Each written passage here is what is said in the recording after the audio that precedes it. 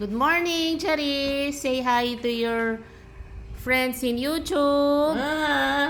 Okay. Ano bang almusal mo, Charis? Dahil siya po ay diabetic, ang kanyang almusal ay egg, oatmeal, and hot cake. Plus,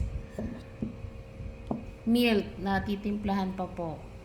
And isa sa mga maintenance medicine po niya is yung Lipantil. Dahil mataas po yung kanyang triglycerides. So, dinagdagan pa ni caregiver na wow, dahil New Year's na ngayon, December 31, dinagdagan pa siya ng isang slice ng bread. Pero takal po talaga yung pagkain niya kasi nga due to her medical condition na diabetic.